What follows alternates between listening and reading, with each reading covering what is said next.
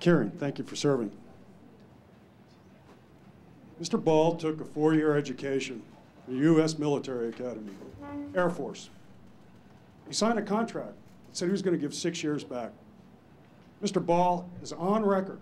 6 years, John, you're wrong. You're lying right now. Excuse me, sir. How many years was it? You're wrong. How many years was it? John, you're Let's hear it. Let's hear how many. He served 3 years and 7 months of his contract and his duty to this country. He has said on the record, on the floor of the assembly, I was a protocol officer. I held an umbrella for generals, and boy, did I look good doing it. I am not denigrating anyone's service to the military. What I am denigrating. Can we please be mindful and respectful? Thank you. What I am denigrating is just another broken promise from Mr. Ball. Gil and Ann Kaufman are here today. They received a letter in their mail from the Degnan campaign. I'll repeat this one more time. Gil and Ann Kaufman are here. Who are they? They're individuals who live in Yorktown, voters. They received a letter from the Degnan campaign suggesting, among other things, that I was a deserter from the United States military. So that, I'll tell you what, they have the letter here tonight. And let's work together to come up with a bipartisan committee to put that as the first case in Putnam County to be brought. I have my DD 214 here tonight that shows that not only was I not dishonorably discharged from the United States military, but to this day, I can be called up at any time as a ready reservist. In fact, 2 days ago, I received a letter from the Department of the Air Force from headquarters. As you know, they like to reach out to you every once in a while and let you know they still own you. Mr. Degnan, let me read this so you get this loud and clear.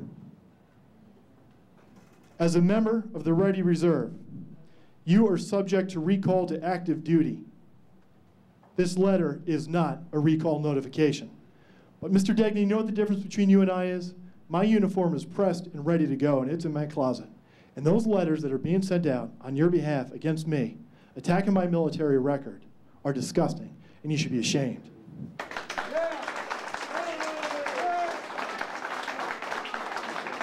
Anybody who wants a copy of my DD 214, it's right here.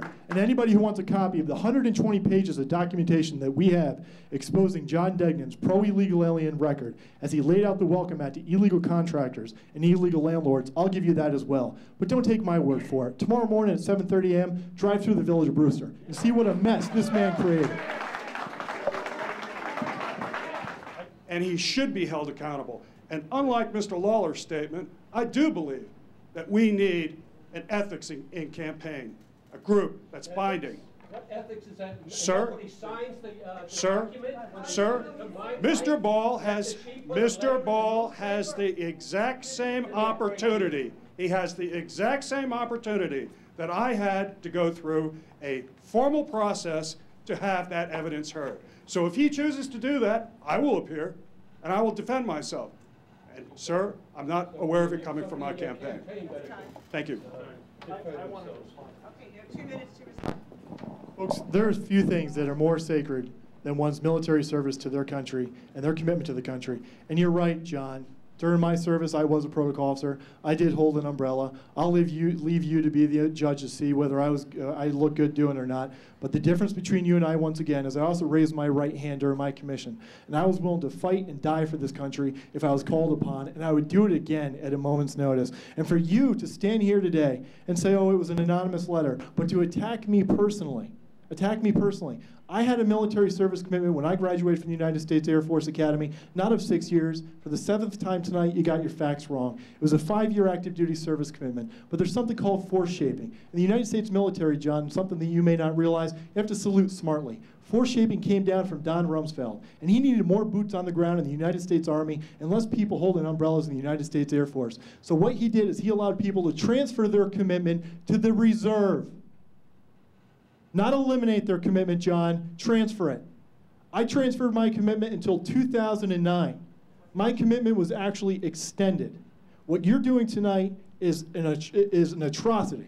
and to attack me personally and say because I was a protocol officer that I didn't serve my nation honorably, and to say that I got out of my commitment early is not only wrong, you should be ashamed, and I'm demanding an apology right now. I want a public apology for you attacking my military service.